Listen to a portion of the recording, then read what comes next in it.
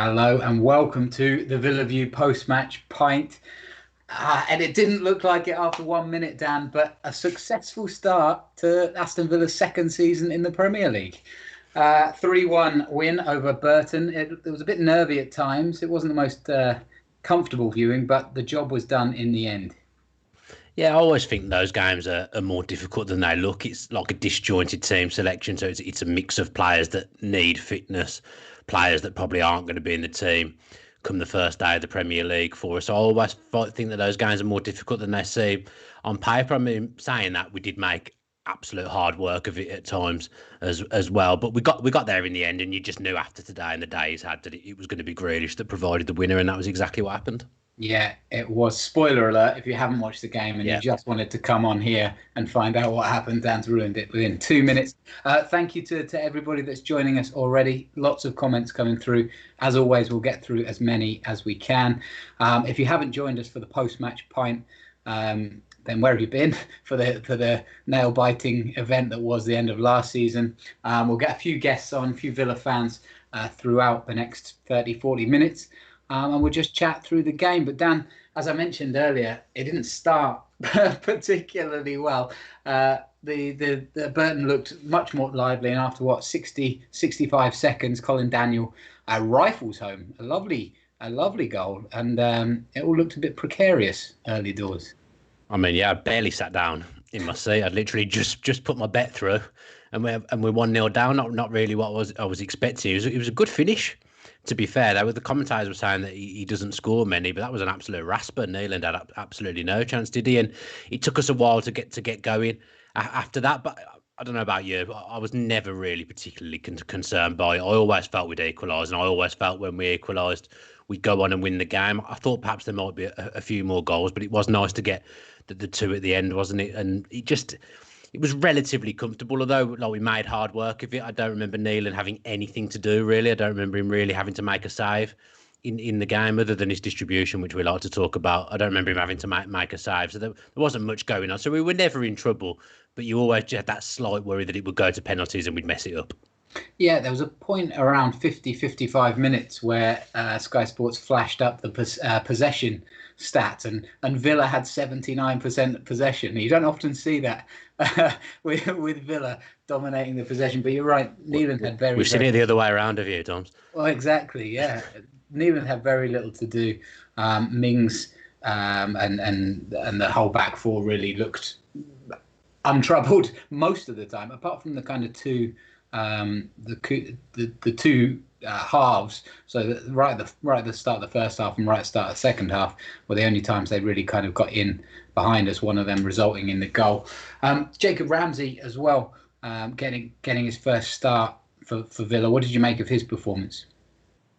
Yeah, again, as I said before, I think it's difficult even for him to come in. He's obviously very, very keen to impress. I thought he showed some bright moments, some nice touches. You can see that he's got a bit about him, and that he wasn't really overawed by the occasion of starting a game in the cup for Villa. You can see he really wanted to link up with Grealish, didn't he? He wanted to try and get around Grealish, two creative players there, and he's obviously got a very good future. He scored 2 against Arsenal a few weeks ago in a friendly. He went on loan at Doncaster and scored a couple on his debut and under Darren Moore as well. So he's definitely got something. And at 19 now, you want to see him pushing towards getting himself in the 18 on a regular basis. If you think about Lansbury, who was sat in midfield, and the Cambrian midfield with him, you'd say Ramsey was a bit more brighter than them. Obviously, he's got a bit more licence to roam forward, but he didn't quite take the game by the scruff of the neck, but I wouldn't expect him to. And to be fair, even though he was probably playing in first, second gear, Jack absolutely ran the show on the left flank. So he was the one that stood out, obviously.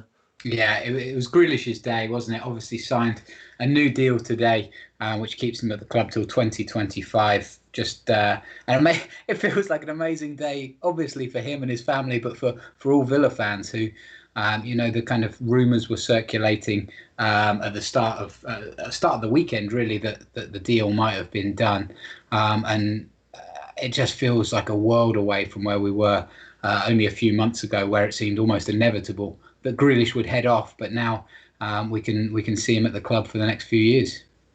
Yeah, I mean, and I was one of the biggest people that completely resigned myself to losing him. I hold my hands up to that. But it feels like week by week, the chances of him leaving have got less and less. And over the weekend, he said himself in the interview, things have massively changed. Even 4 or 5 days ago, he didn't really know whether he was going to play, whether he's going to be playing his football at Villa come day one, or whether he was going to be elsewhere. And I think a big driver was, by the sounds of it, that he really wanted to have it all clear by the start of the season. And the best way, to do that was to sign the contract and put all talk to bed. And that's exactly what he's done. And I got wind of it this morning, and I got to say, I thought it was a wind up. I thought this can't possibly be true. 5-year contract, it all seems too good to be true. And then a few hours later, he's there on the Villa Twitter feed announcing that he signed a 5-year contract. So happy days. He's topped it off with the winner as well for us, and it's probably going to be the first of many goals this season.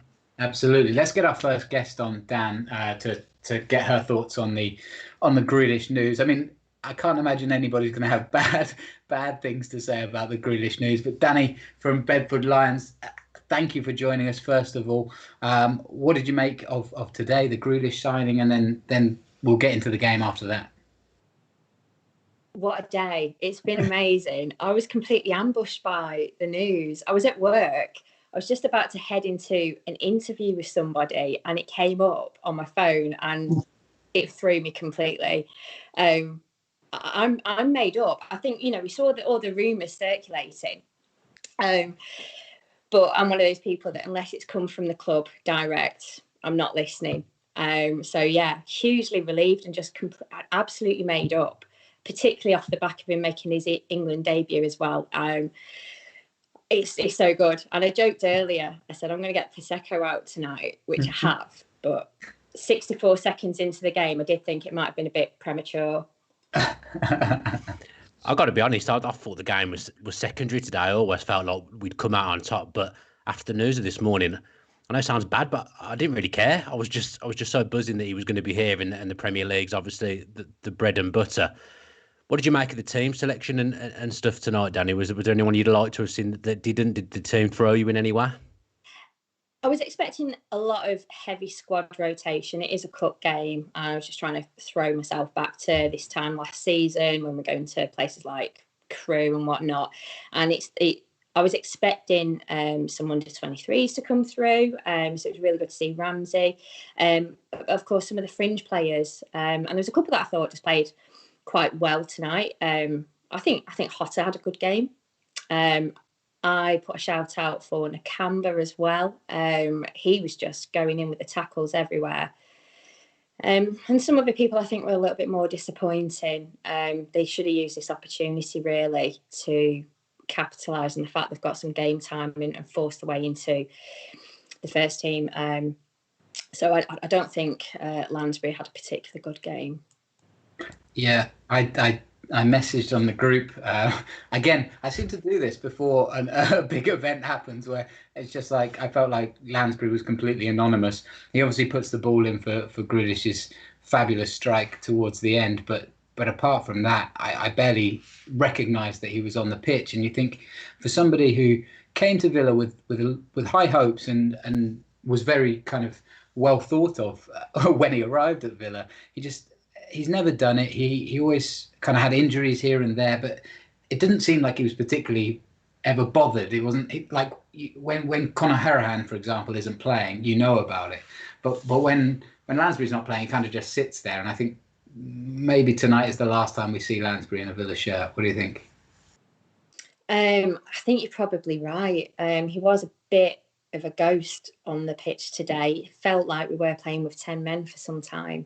So it was quite disappointing, but yeah, I expected some heavy squad rotation. I think we missed the likes of Trezeguet today. I didn't think I'd be saying that this time 6 months ago, but I think we missed Trezeguet today. Would have been nice to have seen Matty Cash play, but I understand that Conor Harahan needed to be rested, John McGinn as well. But overall, we got the win. That's the main thing. So moving on to our next match in the Premier League. Yeah, it's nice to see Keenan come on and score at the end as well, wasn't it? Obviously, I think his last league goal might have been at Burton around 3 years ago. So for him I had a feeling when he came on that he might score. It's just nice to see him get on the score sheet because, quite frankly, he doesn't score very often, does he? No, he doesn't. And going into the game, I was thinking, I've heard these rumours about him getting a contract extension, but now he's scored a goal. I think he's definitely got another year now, for sure. Yeah, he'll be here till January, I think, until Wesley comes back. And just going back to Lansbury, and I think El Ghazi's probably another one that you could pick out as something right. There's something wrong with him. I think his head's just dropped completely. I think confidence is absolutely on the floor. That never helps. But if people like Lansbury and El Ghazi, they're not taking games like this by the scruff of the neck, then they ain't going to be playing in the Premier League, are they? I think you're absolutely right. And, I think El Ghazi's a fair shout. I don't like to often call players out. I tend to keep it either quite neutral or really positive and fun when I'm on Twitter. But it is after games when I do sort of have my real opinions do come out. And it's disappointing. Like I said, it's the opportunity. They could have played through the skin. They could have really fought for a place in the first team, and they didn't. What did you make of Ollie Watkins, Danny? Fantastic. It's so refreshing to have a poacher in the box.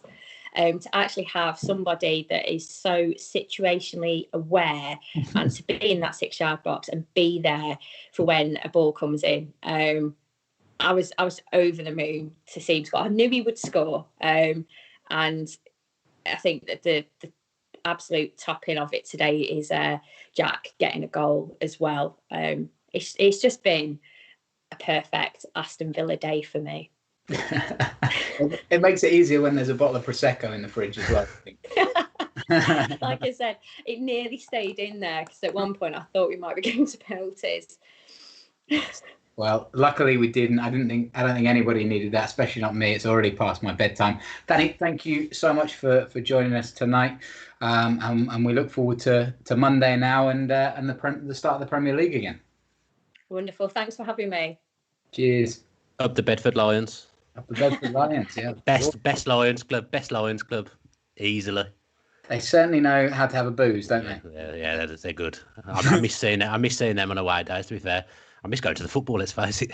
That's a very fair point. Just on the Ollie Watkins, Dan took his first goal. I mean, like he should have done. Kind of fluffed his lines a little bit with the second chance just before half time. I think I've seen in the comments there's been a few kind of Watkins great performance, all that kind of thing. I mean, he's going to be kicking himself that he didn't grab at least 2 tonight.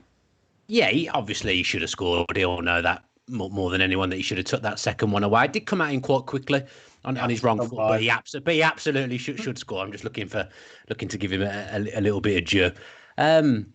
Like Danny said, it's good to have someone in the box because like sometimes with Wesley, you'd look at him and think, why isn't he in the box now when people were driving on the wing? It was a lovely move. I mean, the play from Jack was absolutely outrageous, and then when Neil Taylor realised the ball was in front of him, he put in a nice ball, didn't he? It was a tidy goal, a really good team goal. But just to have someone in the right place, someone that wants to sniff out a chance and grab a goal, that's a really big thing for us. I think I just saw a question from Holly Jennings come up about asking whether Watkins would play wide when Wesley comes back. I think there'll probably be moments when that does happen, but Watkins has been brought in primarily to be our number 9 and to be our goal scorer. You don't spend that serious amount of money to put him out wide, I think, when he's just had the best season of his life as a striker. But encouraging signs. He hasn't had a pre-season, so the game against Man U at the weekend would have been his first game. That would have been why he played him tonight, to give him another run out, get some more minutes under his belt. And he scored one, and he'll probably go home happy, although kicking himself a little bit for that miss. Sorry, you've just thrown me here because you're able to see the questions. Have you? Yeah, it flashed up. Are you? Oh, okay. All right. I thought you were actually taking some sort of lead on the technological analysis. Don't be so ridiculous. The Villa View is the best. I can see that one coming up, and more of that to come.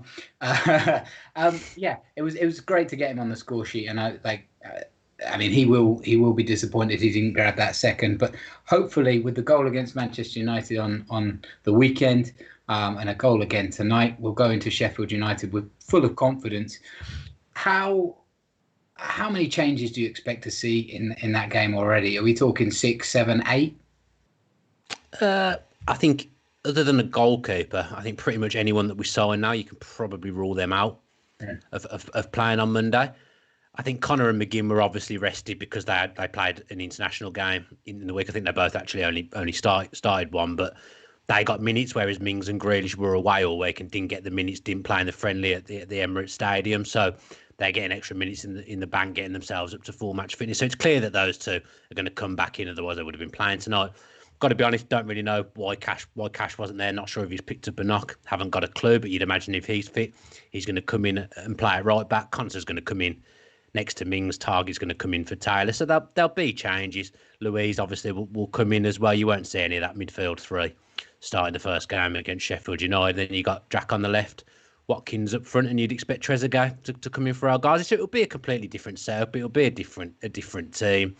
Neelan's playing tonight just in case we don't get the keeper over the line and anything was to happen to Steer. We obviously want Steer to be number one while we haven't signed a goalkeeper, although it looks like Martinez is going to be in very, very soon. So it'll be a completely different side. And I fancy us at home to Sheffield United on Monday. It's a dangerous thing to say, but I do fancy us.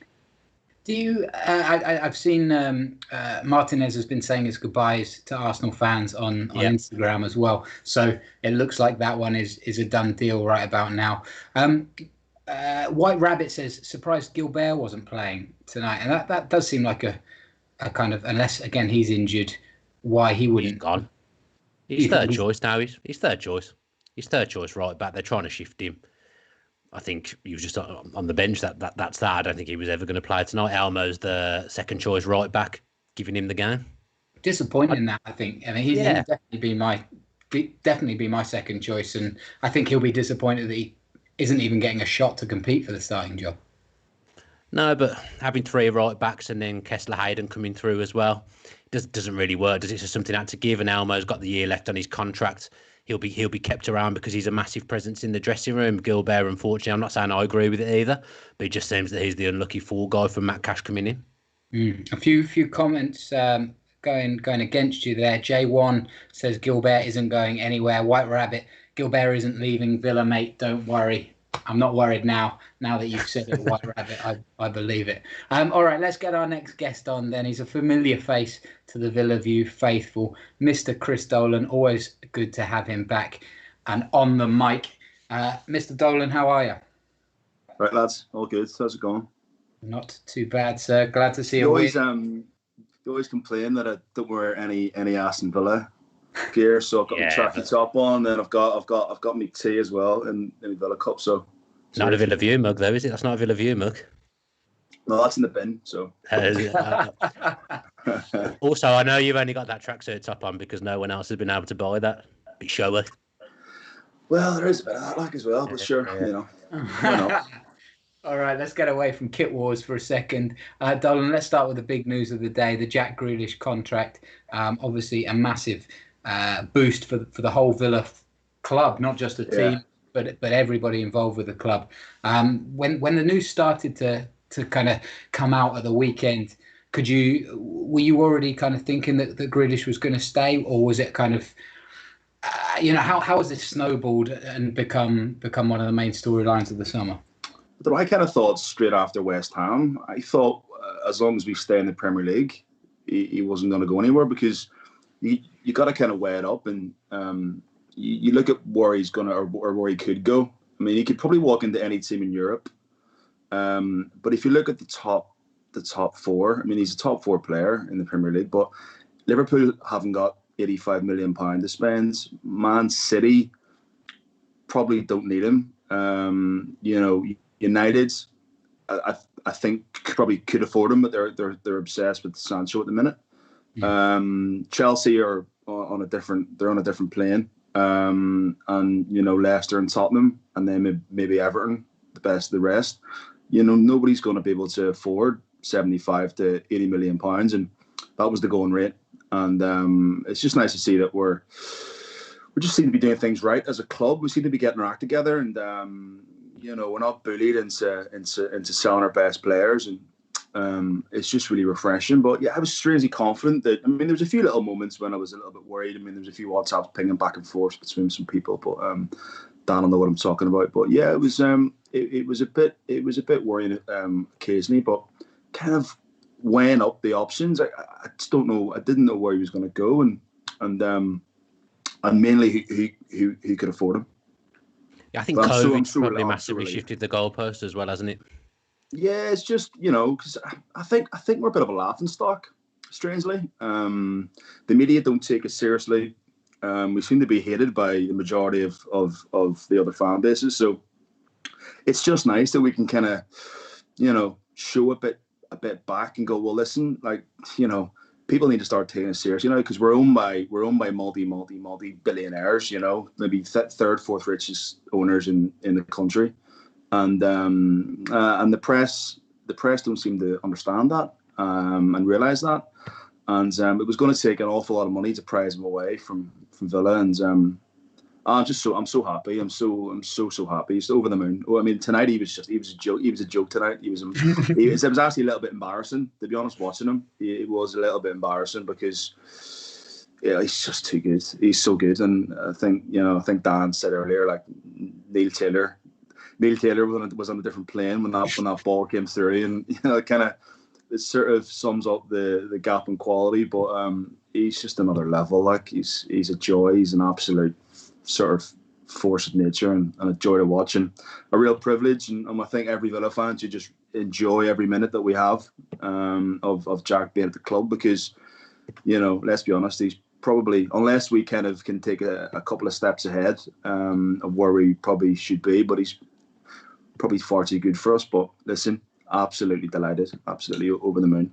Before we get on to the before we actually get onto the game tonight, Chris, you were very much the most correct member of the Villa View when you said that it would be a bit of a struggle last season, and Yeah. that if Villa finished anywhere outside the bottom three, then that would be a success. So what do you make of the kind of the signing so far, but also the intention of the players that we're linked with as well? Where do you see us ranking this season?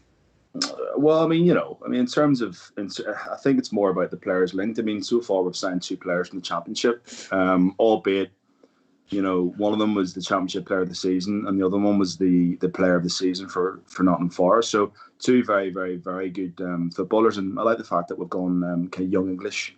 I love seeing English talent coming through, and I think if you look at some of the top players in the league, they've all recently played in the Championship. So there's some real talent in that league. But it's more, for me, if we can get this goalkeeper over the line, if we can get Martinez over the line, it looks like it's 99.9% done. He's posted an Instagram post tonight to sort of say thank you to Arsenal.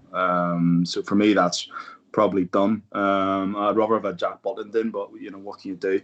No, I mean, to have him in for £20 million, it's again another huge statement of intent. And I think any players that might have been a little bit unsure about signing, maybe the likes of Rashika, so to speak, seeing the likes of Grealish stay and signing a long-term contract and getting him Martinez hopefully and Traore. I mean, surely the fact that you can come in and play with the likes of Jack Grealish must be a buzz, because everyone in world football knows what a talent he is. So hopefully Jack signing that deal can then force any players that were maybe slightly on the fence, to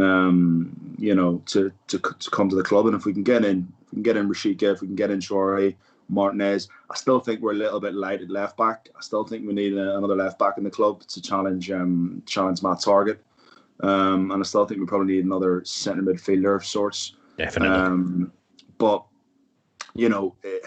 again, it's all about, I always say, it's all about progress, not perfection. And again, if I'm being honest, if we get 2 or 3 points more than we did last season, then it's progress. I mean, I'm still looking to hit that 40-point mark. I'm not looking top 6. I'm not looking top 8. I'm just looking on a better season than last season. And it'll be long, it'll be tough. There'll be a lot of ups and a lot of downs, but we're certainly looking like a club that means business. And I think our average signing's probably going to go up from somewhere like 11 million last season to around about 20 million this season. So you're almost doubling your average signing, which for me is another massive kind of step forward.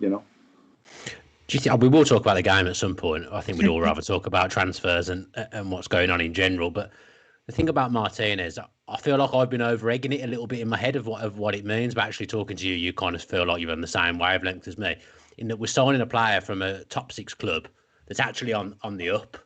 Yeah. He's not someone who's on the way down. We're actually signing someone there who's just had the I say the season of his life. Obviously, he only played towards the end. You know, he's just won 2 trophies in goal for Arsenal, the FA Cup, and I know the Community Shield is not really a trophy, but you know what I mean. But we're signing a player on pedigree who's on his way up, who's probably going to make his way to be Argentina's number 1. To me, that's a big deal. I'm guessing you feel the same. Huge. I mean, you know, let's be honest.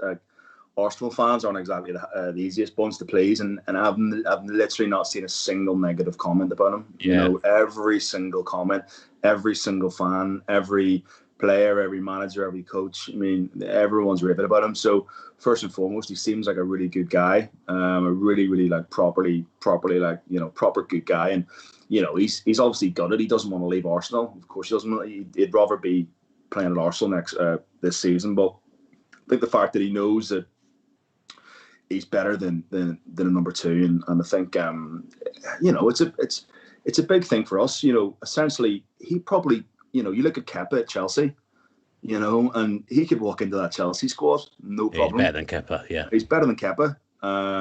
He's better than, you know, again, he did only play a handful of games last season, but what we saw last season was pretty faultless, and he could walk into the majority of that of any maybe top 8 team in the Premier League. And the fact that he's come to us again is another massive statement. And you know, I think Gary Neville spoke last night on Monday Night Football and even Carragher was saying, you have to get a good coach, you have to get a foundation, you have to have a goalkeeper that you trust and that your back four trusts. You know, we had 4 goalkeepers last season. In the past 3 seasons, we've probably had 3 or 4 different goalkeepers, and there's a reason why there's a reason why it's been a bit of a roller coaster. I mean, we've not done that 10-game run, and we had Jed Steer in nets, and he was phenomenal. And any time we've been shaky, we've always chopped and changed our goalkeeper. And if we can get this right, Heaton was obviously massively unlucky last season, but if we can get this right, this for me will be one of the signings of the summer across the Premier League. You know, easily. All right, Chris, let's turn it towards the game tonight then. You know, it wasn't Premier League. It wasn't the most beautiful game that we've ever seen, but it was an important win. Was there anyone apart from, let's take Grealish out of the equation? Was there anyone else that stood out for you tonight, and maybe made a claim to stake rather for stake to claim? You got there in the end. Stake to claim for a starting spot against Sheffield United on Monday. I'll give you a short answer to your long question. No. There you go. No one impressed you at all? Nah, not really. I mean, not really. Watkins did okay. But it's just that final ball. I mean, El Ghazi, as Dan said, like, I don't know what's up with him, you know. You looked all over the shop. House was okay. Mings was a bit too casual at times. Neelan didn't have anything to do. Elmo was quite good going forward. The Campbell was probably the best of the rest. Sort of stuck his foot in. Lansbury sprayed a couple of nice balls across. And that's really about it. It was very unforgettable. Or very forgettable, sorry, I should say. You know, it is what it is. I'm just glad that we won the game. You know, Dan was convinced it was going to penalties. I was trying to tell him that we were going to win the game, but he wasn't having it. He was saying penalties. I'll go back and find the text where you said we're going to lose this, mate. No, that doesn't sound like Chris at all.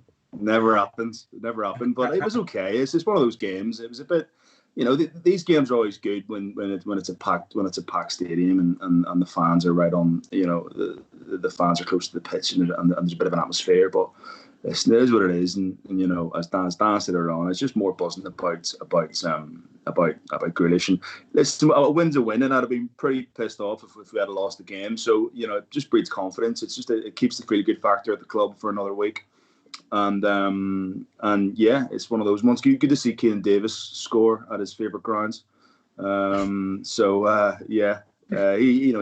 it well. I thought Hotta came on and did okay. Little patches of quality, but listen, it was against the Burton team in League One, who got beat by Fleetwood on Saturday. So nothing really you can say apart from it's good for a bit of fitness, and that's it really.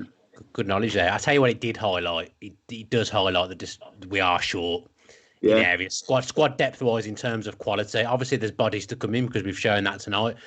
But a couple of them players are going to struggle in the Premier League. We're still short on numbers, I would say. Yeah, but I still think a lot of those players are probably third choice. I mean, we still didn't have Engels, we didn't have Cash, we didn't have McGinn, we didn't have Furhan, didn't have Samata, and probably a few others. But I still, Trezeguet wasn't there. Target wasn't there. So pretty much what we had tonight, bar 1 or 2, was probably even third choice. So if you bring all those players back into the mix, it's not a bad 18. It's not but a bad needs 18. more. It needs more.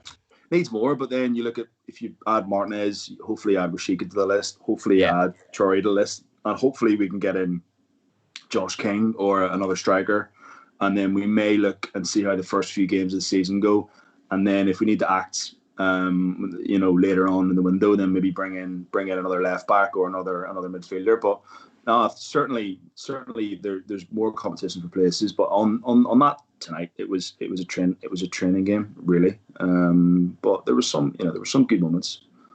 John, if we do get Rashica and Traore in as well, do you see Grealish playing more of a central role in our Premier League future?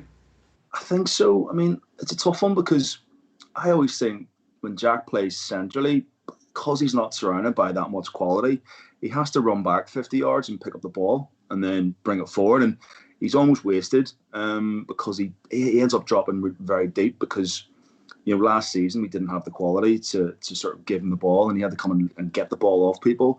When he's on the left, he tends to stay out there a little bit, and he can almost tuck inside from the left. He doesn't get dragged into too much of a defensive role as such. But I think with better players around him, I think with McGinn, with Hurham, with Luis, I think everyone's improved, and I think the fact that you look at Luis and he's twice the player that he was when we first got him. So there's certainly more quality and more cohesion in that midfield. So if you have a Traore or a Rashika on either side, I think a Jack as a central player, will almost be given a bit of a free role as such. But then at times when he gets the ball, like we saw against Arsenal last season, he picks up the ball, in his own half, and he drives up the pitch, and out of nowhere, Davis should have made it 2-0. So there's elements to the fact that he's almost like a quarterback in the NFL. He can get you from one end of the pitch to the other end of the pitch, and then in seconds, and then draw a foul. So either way, he's become more effective on the left. I always preferred him in centre because I thought he could affect things more, but he's getting better and better out there on the left. And tonight just showed just the sheer quality he has, sheer class. I think he's dying to play centrally. I think that's what he personally, if you asked him, I think that's what he wants to do. But I think Smith sees him as a left-sided player. I mean, I saw a FIFA interview thing earlier where he was like, I've had a couple of jokes with Smith about being out on the left, but for his England chances, I think he wants to play centrally. But I think centrally in the Championship, he was absolutely running it for us. But I think his best games for us in the Premier League were him on the left. So it's going to be interesting to see what happens if Rashika comes in.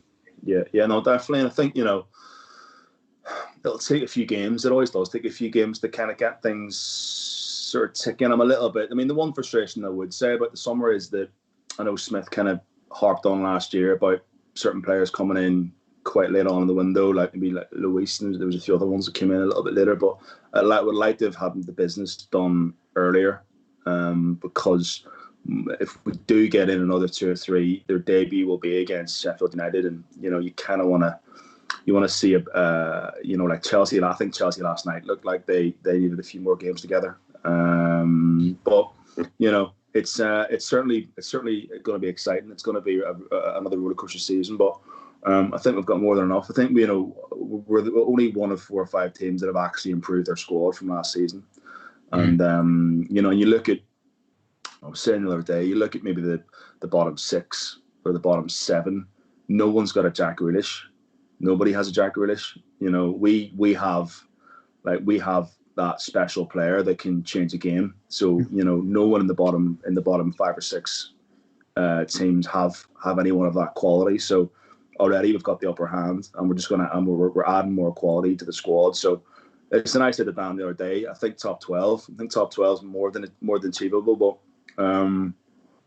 you know, so it'll not be a top 6 or a top 7. I think we're gonna have to take it sort of slightly slower. I understand it's a project, you know. And as somebody again said on Twitter 3 years ago, we were selling off parts of the car park in Bodymore Heath, you know, to try and raise some funds. So you got to look at where we've been over the last 3 years and understand that there was a lot of mess in that club that was being filtered out, and we're slowly getting there.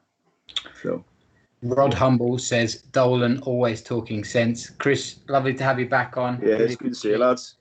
Always good to get the band back together, you know. It's good. Lovely stuff. So yeah. Well, listen, I'm sure I'll see us again soon. Yeah. Yeah, you'll be on plenty. All right, lads. I'll see you in a bit. See you later. I'm gonna go and tune in and watch the rest of it. No, I wouldn't bother. See you later. Cheers. See you later. See you, lads. What do you reckon then, Dan? Top 12? You see that happening? I think first and foremost, get to 40. Like you said, as early as you can, you get to that, and then you try and build from there. I think you raise an interesting point in the fact that not many other teams have improved. Like you felt like a lot of the lineups in the Premier League on the first weekend, it was work in progress. Do you know what I mean? Whereas we've brought in obviously a striker who's going to improve us massively, just because we didn't really have one towards the end of the season. So we're already in a better place than we were finishing the season, and I'm not sure there's a number of teams in the Premier League that can say that. I mean, you look at Burnley, for example, who finished in the top 8-9, didn't they, in the end? They've lost so many players who just ran out of contracts and they haven't brought anyone in. So it feels like teams have got weaker, and it does feel like we're getting stronger. And COVID, again, has affected a lot of teams as well, where they can't spend money, whereas it doesn't seem to have affected us at all, because our owners are quite frankly, some of the best around. I mean, the driving ambition that they've got for this football club has been proven today, and it's going to be great to see what they've got in the future planned for us. But also, we've got to be realistic, and that it is steady, and top 12, that's a decent season for us. Yeah, I think to pick up on something that Dolan said earlier, the fact that Grealish stays is a real kind of signal of intent, and that's also going to affect our transfer dealings. You know, if you lose Grealish relatively early in the window, and then Grealish comes out and just says, look, I wanted to stay at Villa, but they didn't have the ambition, or they couldn't deliver the trophies that I want. You know, that's going to have a massive effect on these kind of players that we're going after now, the Traores, the Rashicas of this world, who might now look at Villa as a different option to an option that they saw a week ago. Yeah, we feel in a good place. People are saying about getting players in early, and I do get that. Obviously, that is preferable, but it also shows me that we're being a bit more measured, and we're not panicking. It almost felt a bit panicky, didn't it, last summer, looking back? I mean, at the time, we were all buzzing. Everyone loves it when you sign a new player, especially when you're signing people that you don't really know much about, because you think, oh, this guy looks a world beater on YouTube, where we're looking back, like Dolan says, you're spending 10, 11 million pound on average on a player. You're not getting anyone who's going to come in and tear it up. The money's going up now. We're getting in a better quality of players. Players like Luiz, who went completely off on a different planet to what he was like before lockdown. He's going to come on and get better again.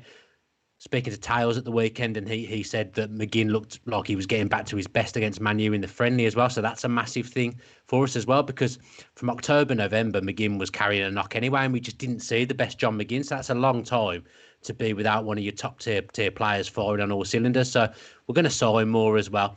I think it's exciting, and I'm really looking forward to Monday and seeing what we can do.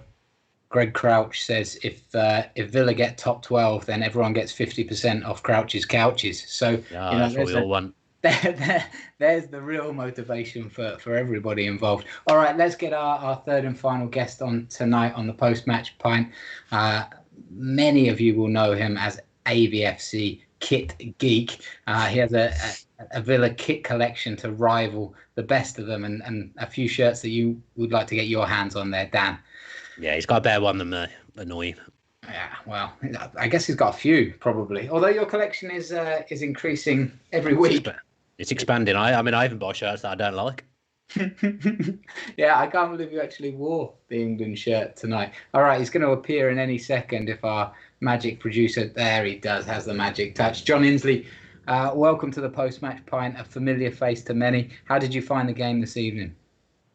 It was interesting. It almost seemed like the last sort of pre-season friendly before we start for real next Monday. I think sort of a few players trying to either get themselves a move out or try and sort of work their way into Smith's thinking if they weren't already. People like Lansbury hopefully will get moved on. He didn't give himself a performance that would get him moved on, but hopefully that's what the aim was there for originally.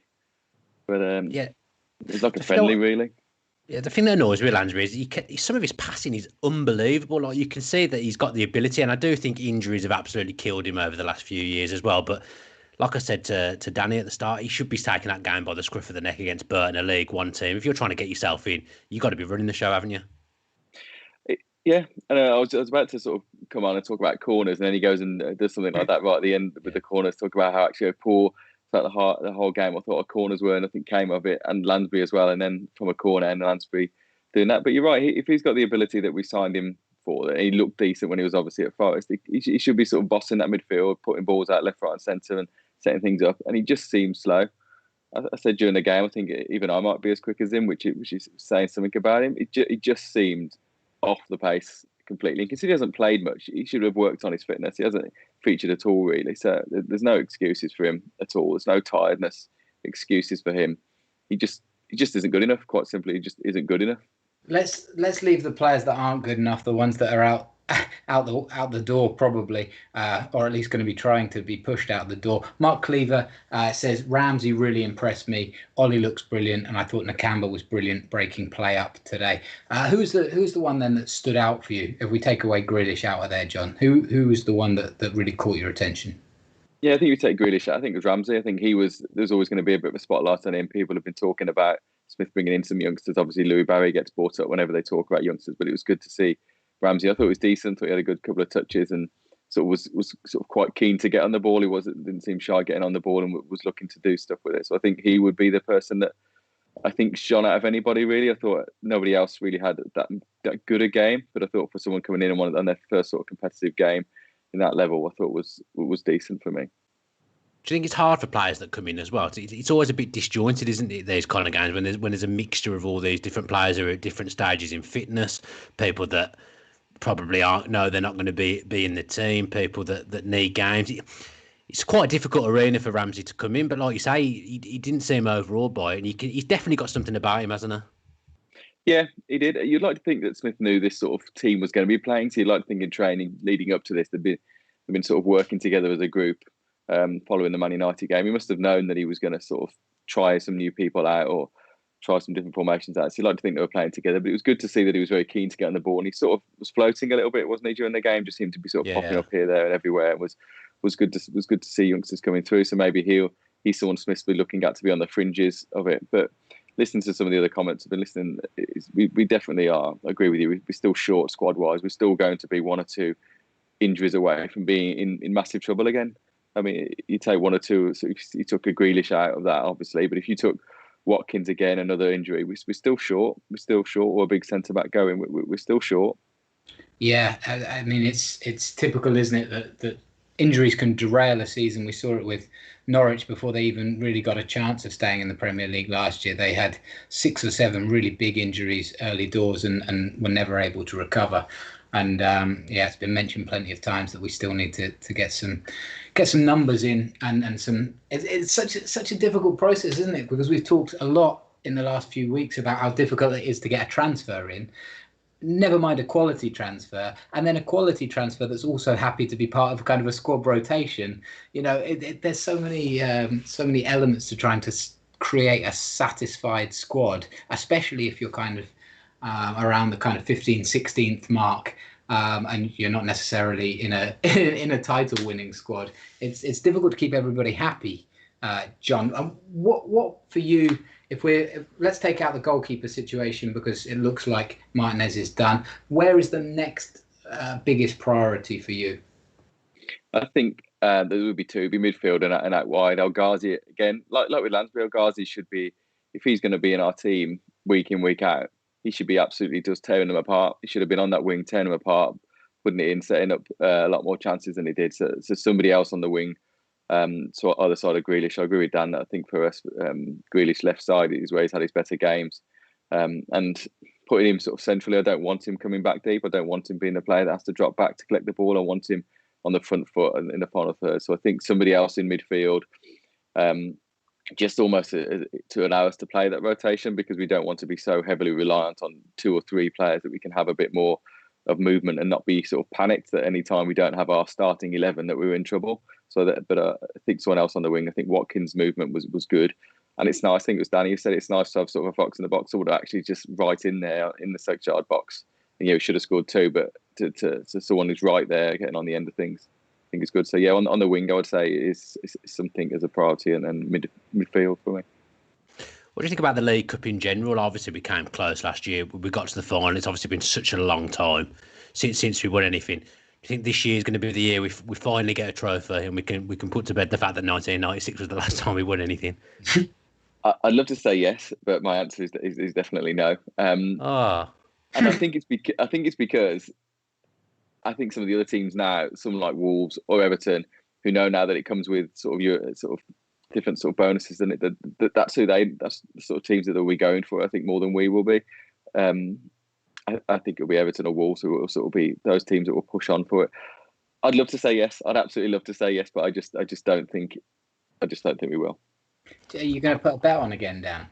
I was going to say, I backed us at the start of last season and nearly won a good amount of money. I really wish I'd cashed out, obviously before the final now, but I couldn't bring myself to do it, so I lost out there. But why not? Let's have a cup run. We hopefully be a bit more stabilised this year in the Premier League and won't have as much to worry about. A little cup run doesn't hurt, does it? I just so like to win something. That's what players look back on at the end of their career as well. They want medals. Even though I know Ian Taylor doesn't know where his medal is, that's what players want. They want to be able to look back and have medals. It'd be interesting to see cup allocation for it though, with no fans going. Who would get tickets if we finally got to Wembley? We had 40,000 tickets going. Yeah, absolutely. I'm sorry to say, Dan, after that rousing performance tonight as well, the odds will have dropped severely on Villa to lift the trophy, so you won't be getting I'd imagine we're favourites after tonight's show.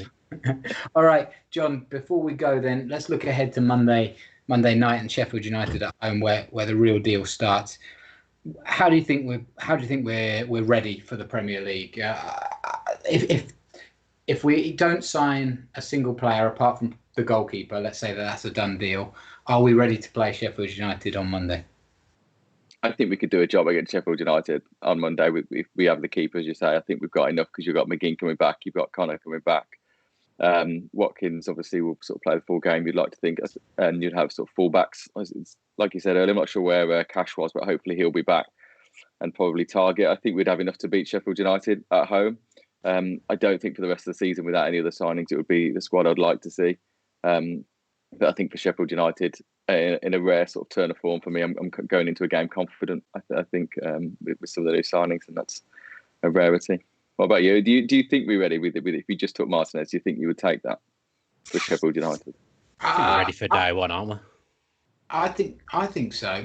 I think Sheffield United will be a worse team than they were last year. Yeah. They've lost a couple of important positions, and I fancy us. I agree with the comments that the lads have made earlier, Chris and Dan, in that COVID hasn't helped other teams, but with us it does seem like it doesn't seem to have been too much of a disruptor. We're getting our guys in that we want, but also the team, the guys that we had last year and that we actually want to keep have developed into kind of Premier League players. So I think we're going to see an improvement this year, and I hope that we'll see that on Monday night. Dan? I've got to be honest. COVID gets a lot of stick, but he's one of our better players last season. I think that break when it came in, I think without that break, I don't think we were staying up. We got pummeled the week before that happened. I think Smith was in a little bit of trouble going into that. I think COVID's played a part in us staying up. It's probably played a part in Jack Grealish staying as well. So it gets a lot of stick, but it's been good for Villa, to be fair. Player of the year. Yeah. It's done us a job. Yeah. Squad number 19. All right, John, thank you very much for joining us on the post-match pint. Massively appreciate it. Check out AVFC Kit Geek on Twitter and on Instagram. Yeah, and on Instagram, please do. It's where some good videos are there, yeah. There you go. for all the kit love, it just makes you jealous, generally. All right, Dan. So Are you fancying us for a win on Monday night? I mean, don't do all our content now that we need to do on Thursday when we do our next show. But I do fancy us. I watched Sheffield United yesterday. I wasn't massively impressed by them, but I know Wilder will go and give them a kick up the backside after that performance against Wolves yesterday. But we're at home. I think the players will be up for it. I think we're coming off the back of a good end to the season as well, whereas it kind of felt like Sheffield United, the break didn't actually do them any favours. They were probably a worse team.